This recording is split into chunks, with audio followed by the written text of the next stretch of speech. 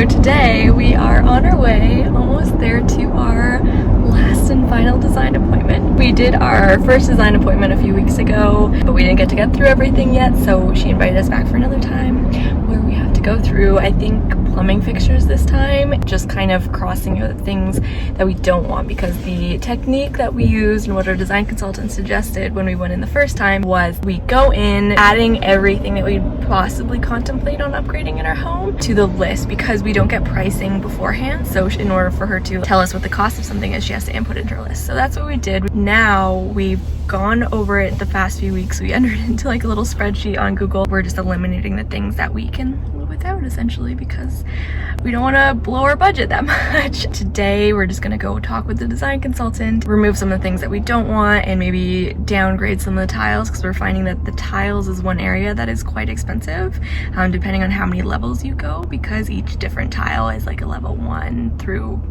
9. We're here at 9:30 in the morning for another 3 to 4 hour appointment, and we're gonna go make our final decisions.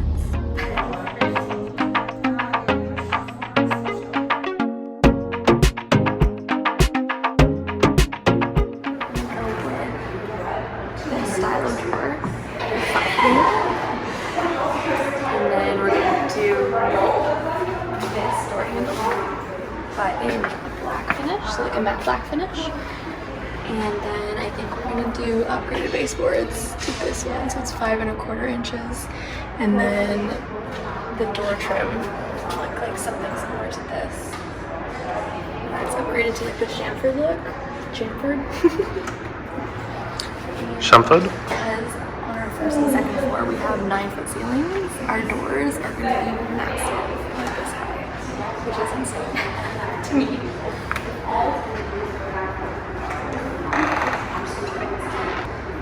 That's a big doors. I used to live in like short living conditions like that. So to have like massive doors like this is like I wanted something like this. But then we realized that it was stupid expensive. So we had to bring ourselves back to reality. Something that looks like this in a different stain color, so it won't be this color. Square posts, non-chamfered. Here, this style of railing, and then we're doing just the square posts because it's included. Actually, no, this is included, so this is technically an upgrade. This is what color they're going to be then? Sort of, yeah, sort like of. more or less. We wanted to do like metal pickets, but then we realized that it was going to be really expensive because there's a lot of stairs in our plates. Like $4,000 expensive. Yeah, like it was just, you know, we can put that money elsewhere in the home, and I think it'll have a bigger impact, or go on 3 vacations. So, in the kitchen, we're going to be getting post ends like this and faux cabinets. Our post is going to be about 3 inches, so this is like quite thicker, but it's similar style, so it's going to come out as opposed to just like being clear, and you can see like the supports on the inside of it. So this way, it just looks a bit cleaner. Countertops rather that we got, they're included, but we didn't really like the included granite, and it's a bit more cost effective for us to do it after the fact. So that's something what we'll do after the fact. Same with backsplash, we're going to do that after as well. Backsplash is fairly easy to do, so yeah. So like all the sinks and plumbing fixtures and things we're going to do after the fact. Obviously this is not the covers that we chose, but just similar features. So we have all these drawers here, so we get 1 stack of drawers in our kitchen like this. We also really like the spice rack, but we opted not to do that just because it was very expensive, like ridiculously expensive. So $1,500 expensive. Yeah. For a spice rack. Yeah, so it just wasn't worth it for us. Like, I'm gonna put my olive oil on the pantry shelf. We are getting a flat stove like this though, so there'll be no stack section at the back. Yeah, so we're getting. And we are doing a range as well, so it'll all be tiled up like this as well. So the cabinets will be extended, but we don't have the uppers. But we do have a bulkhead running across because it is a townhome, and that's something that we couldn't get rid of. And like, I'm a tall guy, but like, even I would have trouble reaching these things. I guess these are just more like display. So I'm gonna get some of those little OXO pop containers and make it look more cute. So we opted out of pot and pan drawers, but because we're doing a built-in microwave on the other cabinet, we get a drawer underneath that. So basically this will end up being a microwave with a trim kit around it, and we'll have a drawer below. More or less is what we're envisioning it to look like. We're also taking just one capped box in the ceiling so that we can put our own pendants in after, so that'll be centered over the island. Like the electricity there with a separate switch.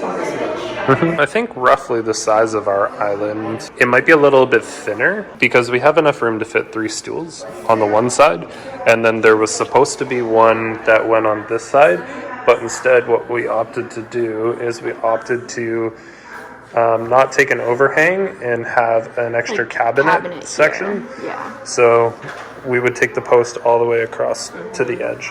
We spent too much money today too. No, I think we were like pretty much on budget with what we were thinking. The one thing that I think we were sort of humming on was upgraded baseboards. They just look so good, and you don't want to do it after the fact either, it'll be a pain. After the fact, we were definitely in budget of what we were expecting to pay, so that's okay.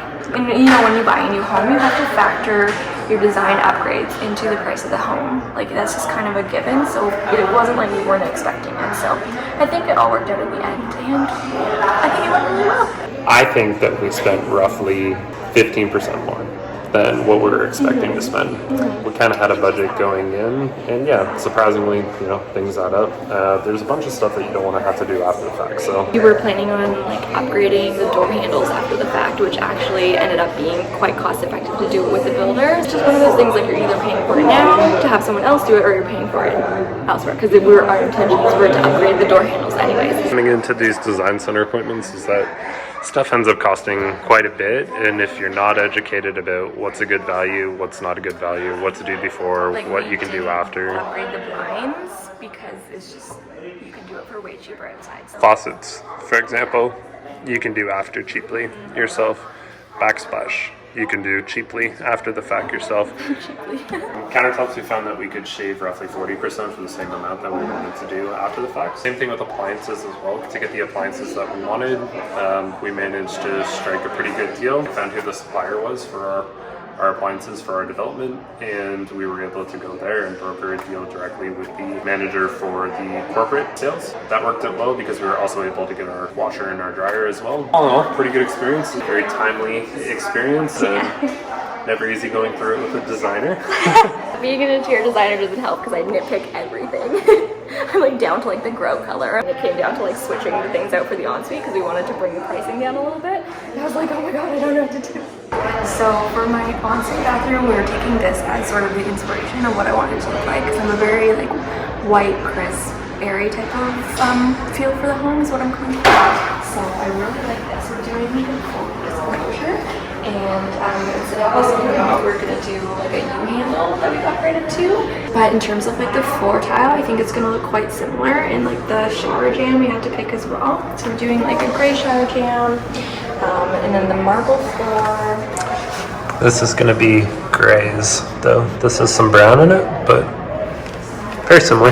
Inside the shower, we're doing a similar floor tile. It's going to be like, this is a bit more brown of a tile, but ours is going to be a little bit more on the gray toned.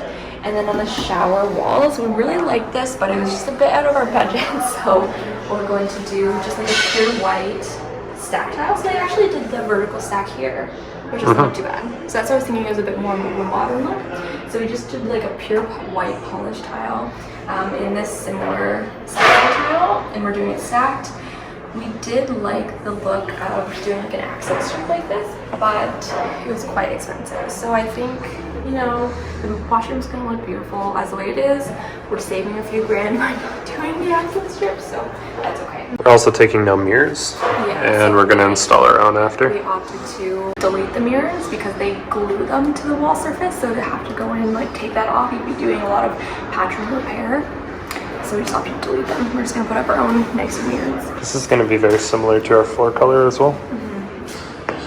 For laminate that we have going on. So this is our laminate option. This is going everywhere in the house, with the exception of the bathrooms and the laundry room. For our last design appointment, we had to finalize all our tile selections and our grout colors to go along with the tiles and make final decisions on what we wanted for plumbing fixtures, which we ended up just using what the builder included, and we were planning on switching it out after the fact. So here's a quick look at some of the tile selections that we made. It's a shower jam, washroom floor, ensuite shower stall tile. We're doing it stacked like that. This is the ensuite floor tile.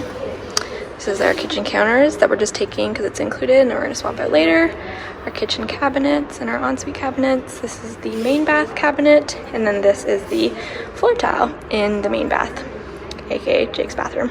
I think overall everything looked really cohesive together, and we're really excited to see what the finished product is going to look like.